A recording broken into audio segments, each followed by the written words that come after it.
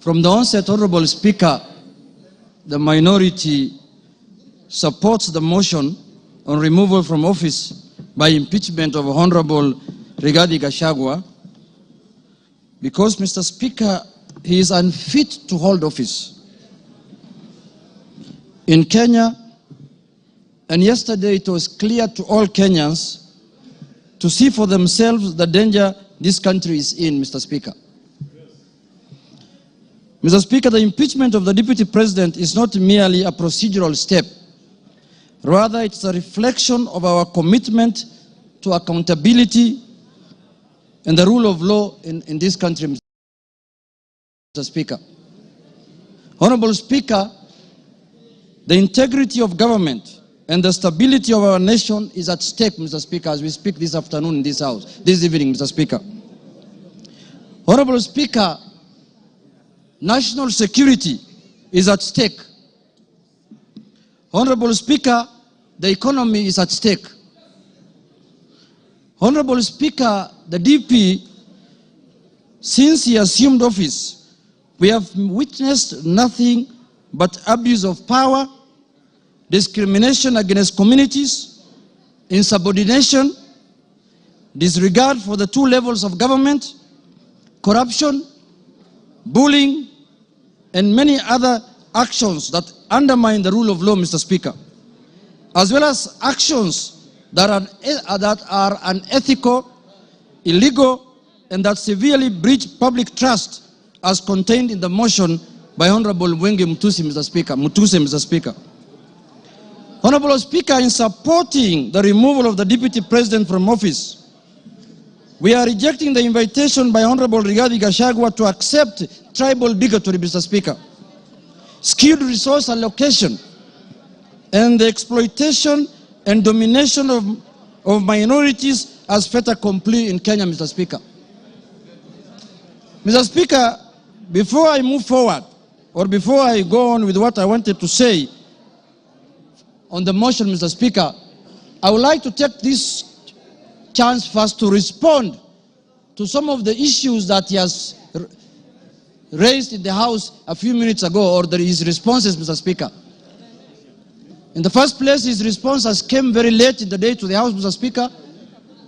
He tabled his response at 4 p.m. in the evening today, Mr. Speaker, and he should have done it either yesterday evening or this morning, Mr. Speaker, so that the House can get enough time to peruse what he has said, Mr. Speaker. Mr. Speaker, one of the grounds that is being accused of Mr. Rigathi Gachagua for impeachment, Mr. Speaker, is the issue of what he calls shareholding, Mr. Speaker. He has said Kenya is a company with shareholding.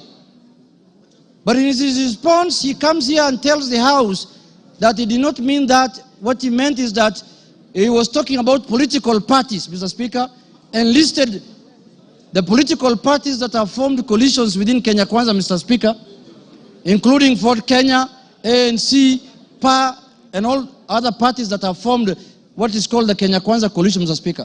Mr. Speaker, I want to contradict what he said by saying that political parties are national in nature. Ford Kenya is a national party. ANC is a national party.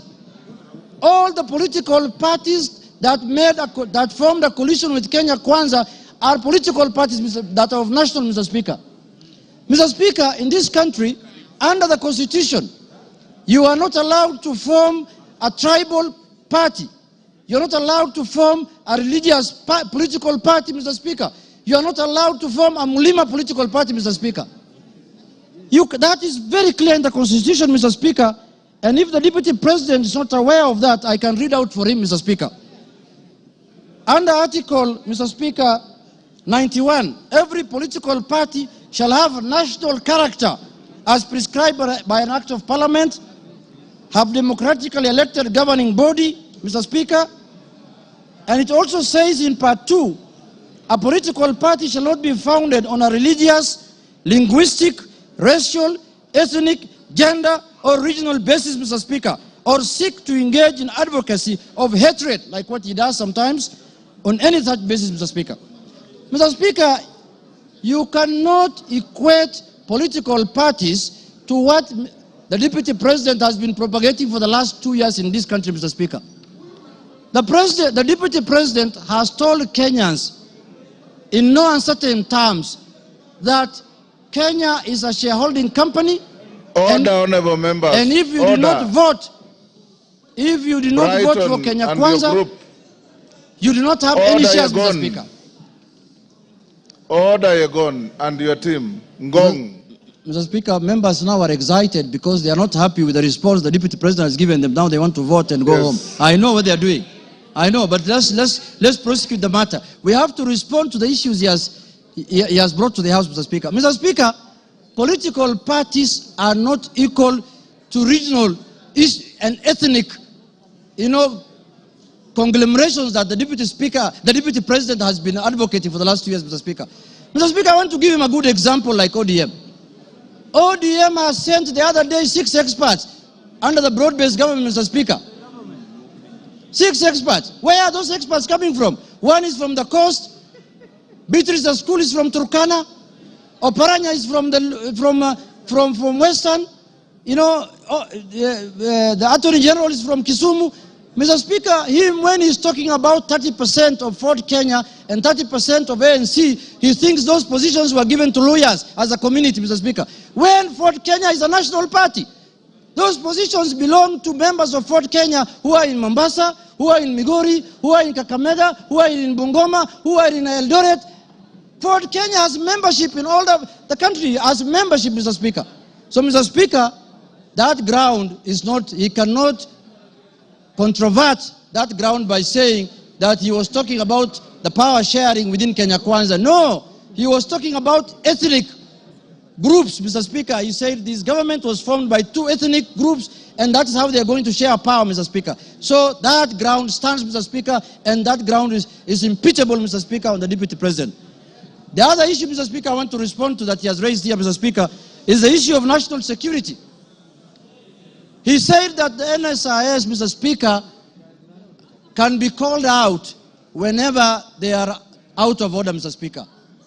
Mr. Speaker, the man Deputy President sits in the National Security Council, Mr. Speaker.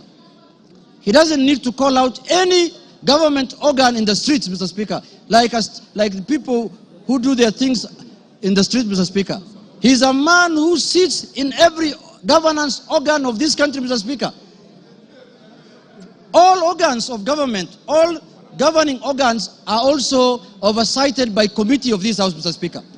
What happens, Mr. Speaker, in this country if every member of parliament goes out there castigating governing bodies and constitutionally created bodies of governance, Mr. Speaker? We are going to have anarchy in this country.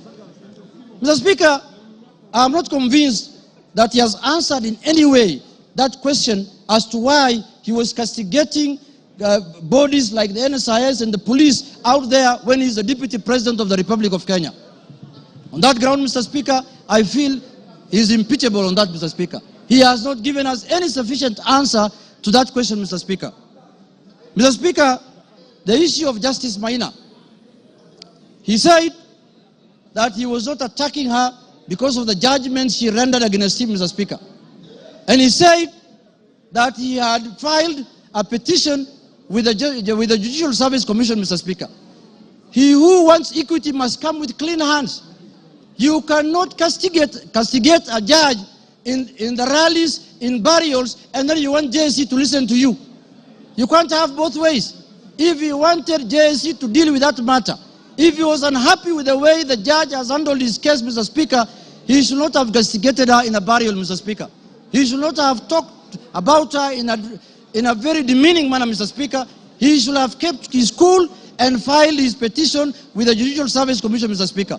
On that account, Mr. Speaker, he has failed the leadership and integrity, Mr. Speaker, under the Integrity Act, Mr. Speaker, and on that account, he's impeachable, Mr. Speaker. My last point, Mr. Speaker, is the issue of the renovation of his house in Karen, or the official residence of the Deputy President Karen, Mr. Speaker. You remember the Deputy President, when he was assuming office, when he was taking oath of office at Kasarani, Mr. Speaker, the way he lectured us, the way he told us that they have inherited empty coffers, Mr. Speaker. There is no money in this country. The former regime has looted and gone with everything and goes ahead after 2 months to renovate his house, his official residence, with over 100 million, 45 million shillings, Mr. Speaker. Imetoka wapi, Mr. Speaker? Where has that money come from? Where has that money come from? He has not convinced us in any way how that money was spent, how those companies were paid, and on that account, Mr. Speaker, because of misuse of public resources, he is impeachable on that account also, Mr. Speaker. Mr. Speaker, I want to say this. When we gave ourselves the new constitution in 2010, we knew very well that we were coming from an era where we cannot impeach the president, we cannot impeach ministers, we cannot impeach the deputy president. Kenyans gave themselves the new constitution and they put in there Article 150, knowing very well that one day they will hold their leaders, the president, the deputy president, accountable, Mr. Speaker. And they gave that mandate to this House, Mr. Speaker, and the Senate, Parliament in general, Mr. Speaker. Mr. Speaker, I was shocked under the public participation, people saying that Kufa Makanga, Kufa driver, Mr. Speaker. We cannot allow the driver to die because it is an issue. We are witnessing a situation where the Makanga wants to take the steering by force. And what happens after that? The driver is carrying 55 million Kenyans, Mr. Speaker. We cannot allow the driver to die because 55 million Kenyans are going to die with him. But the Makanga, who is just hanging at the door there of the matatu, can go, Mr. Speaker. If he misbehaves, Mr. Speaker. And, if he's not doing his work properly, Mr. Speaker, the easier one to go first is the Makanga, because the Makanga is the one who should be telling the driver what to do. And they're telling us here, Kufa Makanga, Kufa driver. The petition of the driver is not with us in this parliament. The petition we have, the motion we have before us today is the motion of the Makanga. And we are going to deal with him perpendicularly and thoroughly, Mr. Speaker, this afternoon. Mr. Speaker, I want to tell the House that us, the people of the minority, the Azimio people, Mr. Speaker, we have lived like orphans in this country for the last 2 years. Why do I say so? Mr. Speaker, we are taxpayers. Some of the places that contribute to the highest taxes in this country are areas that are dominated by Azimio people. And then somebody comes here and tells me, you are not a shareholder, you are not going to get services, you are not going to get development. What the hell is that? What the hell is that? There's the taxes that are paid by the Azimio people count for nothing, Mr. Speaker. And it is coming from the high office of the Deputy President of the Republic of Kenya, Mr. Speaker. Mr. Speaker, this is the time we are going to correct this thing so that it never happens again. So that we don't have another Deputy President who comes later. Because when we impeach this one, another one is going to be appointed. This is a lesson to the next one. That if you misbehave, we will just take you through this Goleta, Mr. Speaker. Mr. Speaker, I want to conclude by saying this. Let us not personalize offices. We don't have any ill will.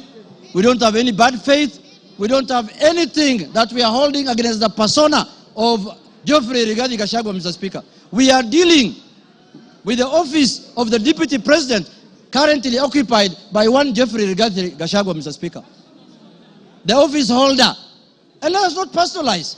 The office does not belong to him, does not belong to anybody. This is a constitutional office, and the Constitution has prescribed how to deal with you when you misbehave in that office, Mr. Speaker. So, Mr. Speaker, for Kenya to become cohesive, Rigathi must do what? Rigathi must? For Kenya to become cohesive.